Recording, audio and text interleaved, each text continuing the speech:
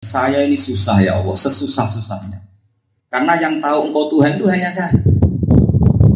Makanya banyak ulama mengatakan semua kata ibadah di Quran itu maknanya ma'rifat. Wa ma khalaqtul jinna wal insa illa liya'budun liya'rifuni. Karena yang dikatakan ibadah menyembah Allah, dan menyembah Allah dimulai tahu Allah itu siapa. Maka awal wajibin alat insan bukan ibadah tapi ma'rifat. Lalu ma'rifatullah itu apa? Ya wilayahnya ulama yang tahu, yang bisa menjelaskan Allah itu siapa. Saya pernah ketemu sama Dr. Ateis, tanya, Pak Bahak, saya tidak mau Islam selagi Anda tidak bisa menjelaskan tentang konsep Tuhan. Terus saya bilang gini, ini diskusi ala goblok apa ala orang pinter? Ya ala orang pinter, saya ini dokter. Terus saya ngambil gelas tak tumpahkan. Ini tumpah ya, sebabnya apa ya? Anda tumpahkan. Terus gelas ini kalau saya pecah sebabnya apa? Sebabnya Anda pecah. Ya oke, berarti kamu harus bilang bumi ini kenapa wujud? Apa saya harus bilang nggak ada sebabnya atau ada sebabnya? Kalau kamu bilang nggak ada sebabnya, maka diskusi ini menjadi bodoh. Oke, ada sebabnya lah ya. Penyebab itu oleh Islam disebut Tuhan. Maka dalam ilmu mantek sebetulnya kata Allah itu nggak ada. Yang ada Allah, yang ada disebut musabbibil asbab. Al-alam mutaghayyir wa kullu mutaghayyir hadis la budda mim muhdis. Alam ini ada. Kalau ada pasti diciptakan oleh wujud. Tidak boleh sesuatu yang ada diciptakan oleh sesuatu yang tidak ada. Fa innal adama la yakhluqu wa la yu'athir. Namanya sesuatu yang enggak ada pasti enggak bisa jadi faktor. Kalau alam ini wujud, pasti faktornya sesuatu yang wujud. Karena faktor ini penyebab, kita sebut faktor yang kausa prima, atau dalam bahasa tauhid disebut musabbibil asbab. Lah itu oleh Islam dinamai Tuhan atau dinamai Allah. Tapi kelirunya dai-dai kadang bilang langsung Allah, makanya mereka enggak paham Allah itu siapa. Nah sebetulnya Quran itu pakai manhaj yang saya utarakan tadi. Quran itu di awal-awal turun tidak pernah nyebut Allah. Iqra bismi rabbikal ladzi khalaq. Bacalah dengan nama pencipta. Kemudian setelah surat Iqra, surat Mudatsir, ya ayyuhal mudatsir qum fa'anzir wa rabbaka fakabbir. Bukan Allah fakabbir tapi wa rabbaka. Begitu juga di surat Baqarah awal-awal tuh, ya ayyuhan nasu ubudu rabbakum zaba alladzi khalaq. Ini penting saya utarakan supaya clear bahwa Quran turun itu sesuai muqtadal akal, sesuai psikologi pemikiran manusia. Ketika Fir'aun berdebat sama Musa, itu enggak tanya Allah itu siapa. Kamu siapa Musa? Saya ini utusan Rabbil Alamin. Wa ma Rabbul Alamin? Tuhan Rabbul Alamin itu siapa? Rabbus samawati wal ardi, yang menuhani langit dan bumi. Fir'aun masih bisa ngeles. Kalau Tuhannya langit, Haman dipanggil, ya Haman ibn li sorhal ali abdul asbab samawati fa'attali'a ila ilahi Musa. Kalau Tuhan di langit, oke, Haman bikinkan piramida ini. Nanti saya mau melihat Tuhannya Fir'aun. Tuhannya siapa? Musa. Kalau Tuhan di bumi, kata Fir'aun, ma'alim tulakum min ilahin ghairi. Setahu saya jalan-jalan kemana-mana yang dituhankan saya. Berarti yang jadi Tuhan saya. Akhirnya Musa pakai logika yang sebetulnya itu cemen. Tapi justru itu yang bisa membunuh argumentasi siapa Fir'aun. Terus Nabi Musa bilang, sudah gini saja, Rabbukum wa Rabbu abaikumul awalin, yang nuhani nenek moyang kamu. Akhirnya para penggawa Fir'aun menjadi mukmin, meskipun ikhtafau imanahu. Atau kalau satu orang ya ikhtafa imanahu. Kenapa logikanya? Kalau mbah-mbahnya Fir'aun itu ada, buyutnya ada, nenek moyangnya ada, lalu Tuhannya siapa? Kan Tuhannya baru lahir. Kalau Fir'aun Tuhan, berarti mbahnya tanpa Tuhan, buyutnya tanpa Tuhan, karena Tuhannya datang terlambat. Nah, logika itu yang menjadikan apa? Malak, kalau dalam bahasa Quran al-malak, tokoh teras di kaum Fir'aun itu namanya al-malak. Akhirnya mereka akhwa imanah, barokahnya argumentasi yang solid, yang maka yang bisa menolong. Tadi Pak Huda sempat menyebut saya punya komunitas di UGM di UI. Saya bilang saya itu termasuk orang yang termasuk pemberani. Saya bilang di UI lembaga pendidikan bagus, administrasi bagus, tapi biarkan ulama, tidak usah administrasi, tidak usah lembaga. Bayangkan kalau orang belajar Islam harus daftar registrasi, baru diajari dosen. Kalau orang kampung mau tanya, gimana gue supaya manasik haji saya sah, bayar registrasi dulu, kuliah dulu, baru dapat. Kalau begitu Islam bisa mati. Maka biarkan kiai-kiai saya tidak usah punya gelar. Saya berapa kali ditawarin gelar, tapi saya malah bingung. Kalau saya punya gelar, itu orang mau tanya saya harus laporan, bayar registrasi dulu, terus konsultasi baru. Barokahnya tidak punya gelar ini dibully ngalor itu seperti ini. Ini nanti saya juga ngaji di Panjunan Bapak. Tahu kalau saya datang di sini, pale-pale saya, pokoknya nanti malam langsung ke Panjunan. Ini perintah. Ya. Terus saya hanya bikin syarat, sementara nggak ada podium, nggak ada acara. Oke, siap, malah enak murah. Saya di sini juga gitu. Kemarin saya bilang ke santrinya Gus Rokib, sementara nggak ada podium, nggak ada apa. Nah, saya berharap Islam ini harus dibawa dengan zaman Rasulullah SAW, yaitu Qul falillahil hujjatul baligh. Dibawa oleh argumentasi yang final, bukan dibawa oleh lembaga. Meskipun kita nanti butuh, saya setuju. Misalnya NU bikin rumah sakit, bikin lembaga, saya setuju. Tapi ini tetap sifatnya itu bangunan. Di mana-mana bangunan itu tidak bisa ngawal iman. Yang bisa ngawal iman hanya hati. Karena iman itu fi'lul qalbi, akidah. Buktinya apa ya teman-teman yang di Korea tadi, karena kecilnya ngaji di musola, ngaji di AI, mereka nggak bisa menerima pikiran Trinitas Kristen, nggak bisa menerima pikiran ateis. Tetap ini di bawah pikiran bahwa Tuhan itu satu dan Tuhan itu wajibul wujud di bawah. Nah, ini yang dimaksud yusabbitu walladzina amanu bil qauli tsabit fil hayatid dunya wa fil asal dia iman pasti al qaulus tsabit. Kenapa dikatakan al qaulus tsabit? Fa innal qaula bil batil la subutalah. Karena ngomentari barang batil itu hakikatnya enggak ada. Pernah enggak ada hakikat kalau Tuhan tidak? Kan enggak pernah ada.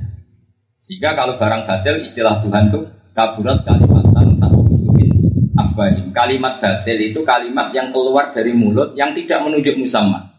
Misalnya sampean bilang gini, Gus Baik itu bupati, kenapa enggak ke kantor kabupaten? Wah itu kalimat hoax, wong saya enggak bupati kok kamu bilang. Yesus itu Tuhan, itu namanya kalimatul batil. Itu menjadi kalimat karena diucapkan, tapi tidak menunjuk musam. Yang dikatakan kalimatul haqqin adalah kalimat yang benar dan menunjuk musamma. Misalnya Allah itu Tuhan, itu kalimatul haqqin. 1 tambah 1 itu 2 kalimatul haqqin. 2 tambah 2 itu 4 itu kalimatul haqqin. Dan Allah menjamin kalimatul haqqin yaitu tauhid adalah yusabbitu walladzina amanu bil qauli. Sebab itu agama ini dikawal oleh kalimat. Kalimat itu logika yang sehat. Jika orang Islam yang kerja di Swiss, kerja di Jordan, kerja di negara ateis, itu semuanya tetap Islam. Karena Allah menjamin yusabbitu walladzina amanu bil qauli tsabit. Coba kalau kita biasakan umat dilindungi lembaga. Kalau di daerah atau negara yang enggak ada lembaga Islam, mereka tidak bisa juga enggak bisa karena bergantung. Tapi uniknya Pak Huda, para profesor yang ngaji sama saya atau ikut kajian itu, mereka setuju. Oke Gus, saya siap ngaji sama Anda dan waktunya terserah Anda. Sekali-kali kita anut jenengan. Ya sudah, mereka sampai sekarang saya kalau ngantor ke Jogja itu nggak ada tanggalnya, semau saya dan mereka tetap ngaji. Jadi itu satu kemenangan ketidakjelasan melawan kejelasan. Mereka kan biasa jelas disiplin, tapi harus nggak disiplin. Kata saya gini, kebutuhan agama itu 24 jam. Kalau tanya harus prosedur kayak apa umat? Saya kadang di pasar itu cegat orang, Gus leren, badhe tak kok. Bojo kula niku getih terus nglangkai dina khate iku apa jenenge? Terus wajib salat ta ora? Wajib, wong anggere gak ngliwati adat khate wajib jenenge mustahab. Ya Gus matur nuwun. Coba kalau kita pakai lembaga daftar dulu, kuliah dulu, terus nunggu dosen yang ahli apa? Baru dapat mata pelajaran. Jadi oke lah kita butuh lembaga, butuh kekuatan fisik. Tapi yang dibawa Allah dan Rasul awal-awalnya adalah qul falillahil hujjatul baligh wa tilka hujjatuna atainaha Ibrahim ala. Jangan sampai kita punya lembaga besar tapi keropos argumentasi. Saya punya sekian kenangan. Saya pernah ketemu sama beberapa pakar sosiologi. Itu di Uni Soviet. Ya, di Uni apa? Itu terkooptasi 100 tahun oleh komunis. Jadi mereka di basement, di bawah tanah, itu mengajarkan tauhid sama anak-anak. Dan itu berpuluh-puluh tahun sampai ratusan tahun. Diajarkan yang benar itu tauhid, Rasulullah Muhammad adalah Rasul, ini Quran.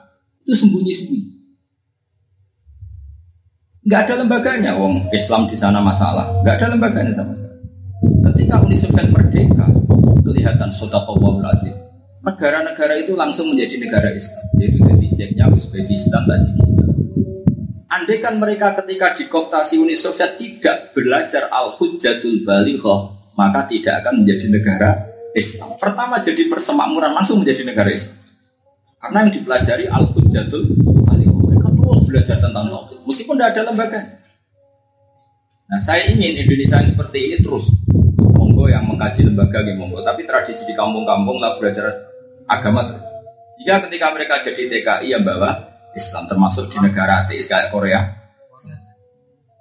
Makanya ketika mereka minta saya lelang baju karena mereka banyak menghubungi saya, sama. Kalau peci gue sudah mau, sampai hampir saja saya pakai peci putih karena stok peci hitam saya habis. Nah, kalau sama tanya kenapa saya jarang pakai peci putih, itu memang korban fatwa dulu. Jadi Mbak Mun itu Mbak Uda itu kalau ada santri pakai peci putih itu marah. Cung saat GGGD so kaji adol Tegal saya ini kudu 5.000. Itu memang gitu. Terus saya iki yo aku yo yakin ngaku putih itu sunat kata Bang Mun, tapi yo pondok-pondok Jawa Timur ben tetep sunat wae adate ngono. Tapi iki aku kiai sarang kata Bang. Nglarani wong desa haram ta ora? Haram. Kok kaji desa adol Tegal disai kudu 5.000. Itu pikirannya Mbak Mun itu Idah itu dosa. Karena kelamaan terngiang-ngiang fatwa itu, saya meskipun sudah kaji tetap pakai peci hitam. Tapi kapan-kapan saya juga pakai peci putih. Ini mau cerita saja. Jadi ya nggak apa-apa, memang dari awal nggak wajib. Tapi saya tetap suatu saat pakai peci. Karena memang bangun membolehkan, yang boleh itu Habib sama yang sudah haji. Yang di Pondok Sarang maksudnya, yang datang di sini ya terserah. Maksudnya itu cerita Pondok Sarang. Nah, saya kan santri sarang, jadi sama nggak usah ini kan jadi. Jadi ini mumpung ada beberapa guru kita ya, ada Gus Rawi, ada Mbak Mat, ada Pak Huda, ada semua.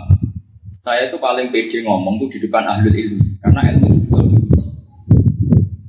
Jadi kebalikan kebanyakan orang, kalau kebanyakan orang ngomong di depan orang awam pede. Kalau saya kebalikan ngomong di depan orang awam nggak pede, takut mereka tidak paham, malah ruwet.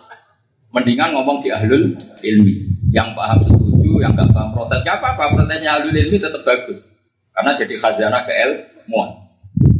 Saya berkali-kali cerita, dulu itu pernah hampir ada keputusan orang rokok itu bayar dam, karena pakai cengkeh. Cengkeh itu dalam dunia perkuaian itu dianggap pewangi, dalam dunia apa itu wedang ronde itu juga dikasih teh apa cengkeh, karena dianggap pewangi. Kalau dianggap pewangi berarti orang ihram kok rokokan bayar.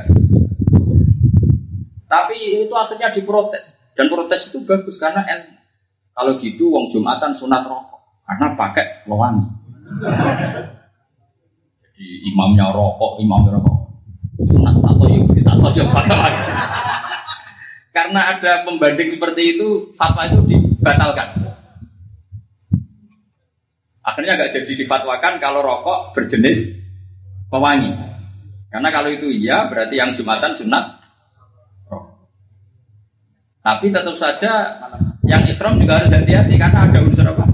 Cengkeh, kayak yang di dunia bikin kue itu kategorinya.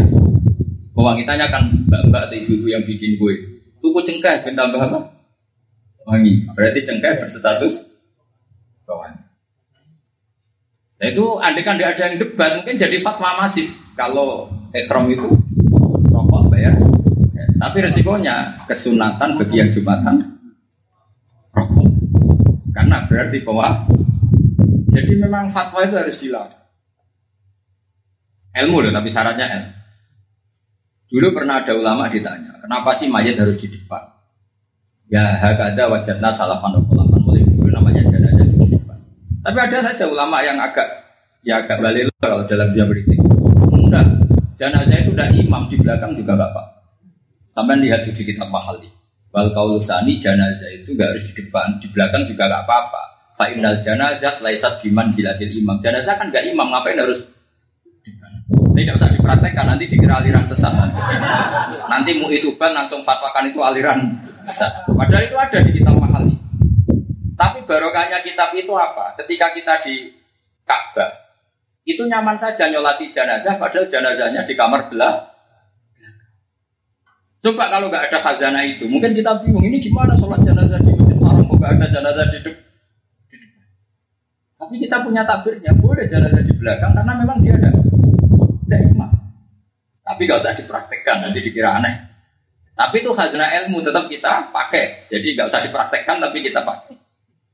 Karena Arab Saudi itu trauma tahun berapa kan ada orang pura-pura bawa jenazah ternyata itu AK-16 terus dipakai nembakin orang di seputar Masjid Haram. Semenjak tragedi itu jenazah tidak di depan karena takut kamuflase tadi. Jenazahnya di kamar belah. Itu di kitab mahal itu ada tak benar. Jenazah itu tidak harus di depan buat kausani karena tidak Nah, jangan dipraktekkan seolah lagi, jangan dipraktekkan. Tapi tetap harus tahu supaya punya khazanah. Sehingga saya tahu betul Mbak Mabrur masalah Jumatan itu fanatik. Harus di masjid jamaah gitu. Saya tahu dari Mbak Mun. Itu khazanah. Ya harus kita terima. Meskipun kayak yang lain beda. Enggak apa-apa. Mulai dulu istilahul a'immah apa? Ramadan Maliki air dipakai wudu, dipakai lagi boleh. Dipakai mandi junub, dipakai lagi boleh. Alasannya wa anzalna minas sama'i ma'an tahura. Tahuran itu wazan fa'ul. Fa'ul itu lil kasrah. Kalau Allah ghafir sering mengampuni disebut ghafur. Allah syakir sering terima kasih disebut syakur. Allah sering belas kasih disebut rahuf. Berarti ma'an tahura ma'an yutatahharu bihi marratin. Ini air bisa dipakai mensucikan berkali-kali karena tahur wazannya faul. Tapi Imam Syafi'i enggak. Cara berpikir Imam Syafi'i setelah dipakai basuh hadas, hadasnya pindah di air itu. Berarti air itu berhadas. Jadi sudah tidak punya kekuatan mensucikan lagi. Jika dalam fikih Syafi'i dikenal ada mustah. Gak apa-apa, ini khazanah. Kita dengar saja. Barokahnya kita dengar suatu saat kita mengalami kondisi tertentu, ya ikut saja madzhab Maliki. Gak apa-apa, makanya ilmu itu harus didengar, cocok dan cocok. Seperti kritik Pak Uda pada saya harus didengar, cocok dan cocok. Ya gak apa-apa, itu fair. Apa? Fair. Saya punya alasan juga fair, karena di situ tulis kantor bupati. Kalau saya masuk, udah bupati kok masuk. Kecuali digandeng dari depan Pak Uda. Tidak digandeng berarti nanti lo kok masuk digandeng bupati.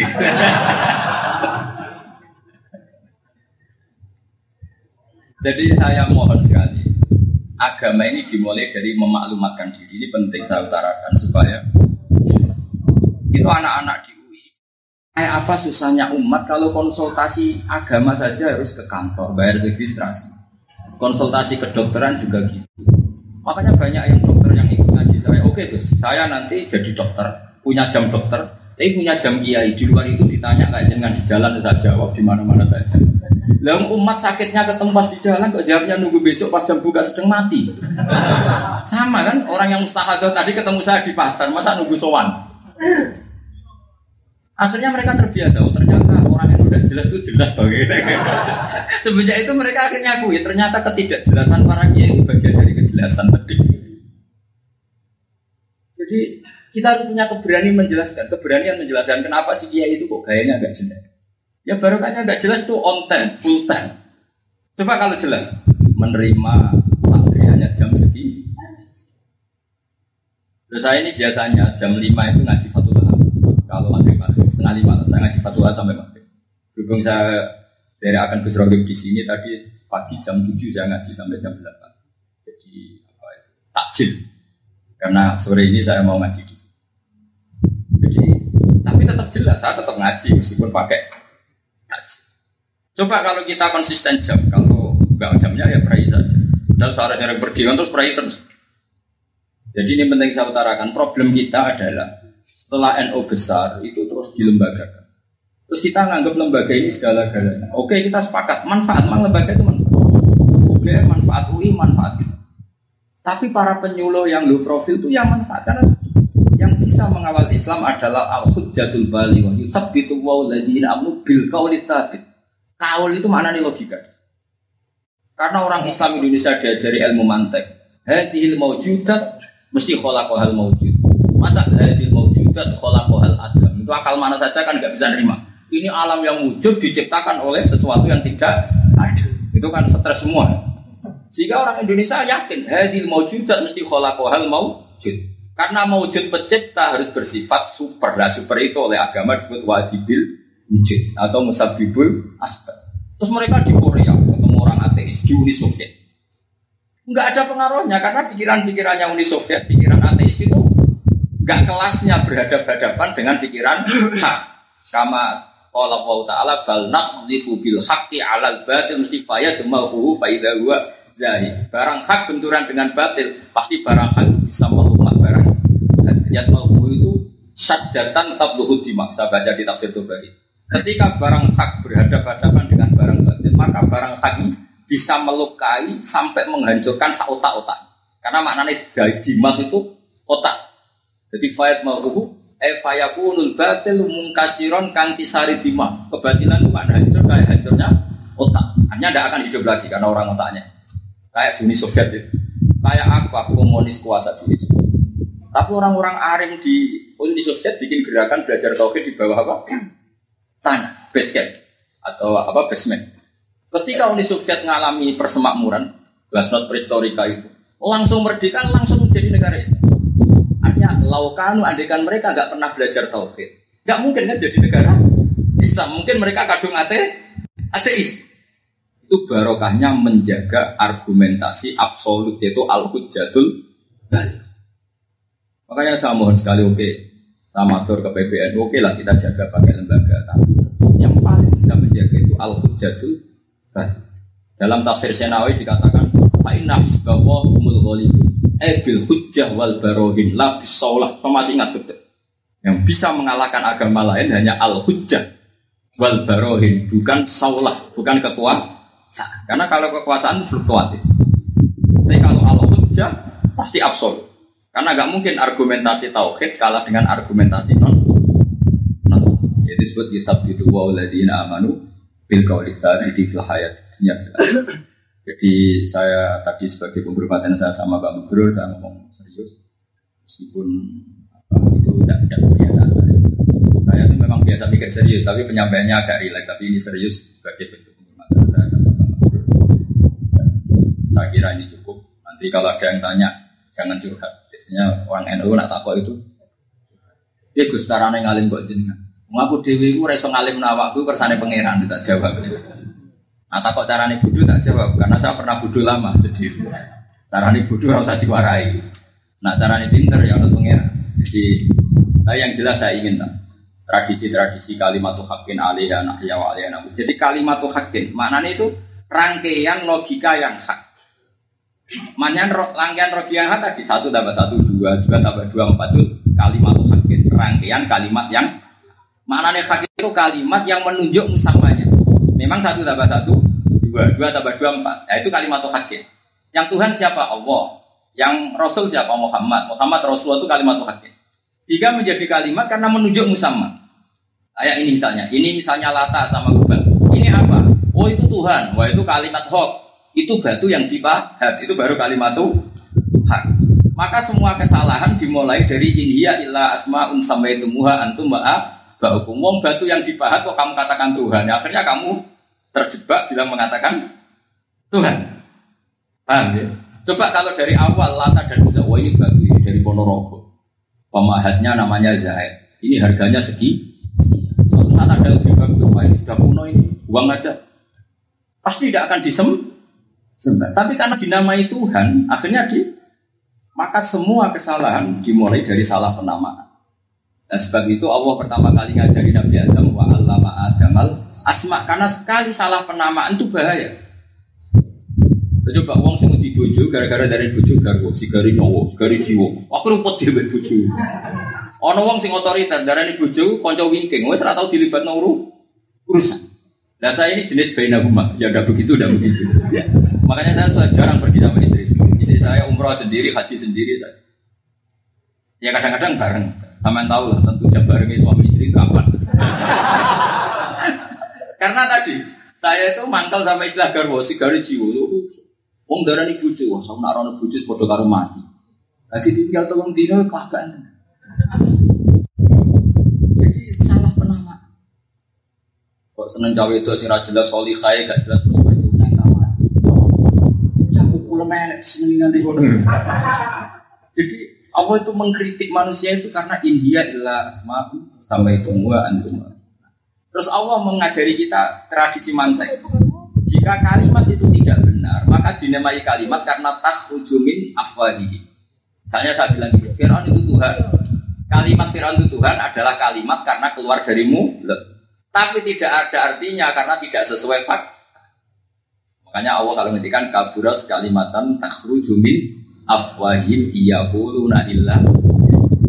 Ayat-ayat seperti ini jarang yang mengkaji. Makanya saya tadi mengatakan, pertama kewajiban seorang alim adalah memaklumatkan ilmu. Dengan dimaklumatkan orang mau belah. Tapi enggak, kadang orang alim kok bikin plang saja enggak mau. Saya enggak bisa disalahkan, bodoh saya ada plangnya, LP3IA, Lembaga Kajian Quran.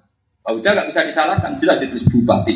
Jadi yang nyari jelas di situ, bukan di talun. Ini karena banyak temannya bapak saya dulu sering diceritain di background itu banyak anak talun sampai sekarang banyak muda di sana.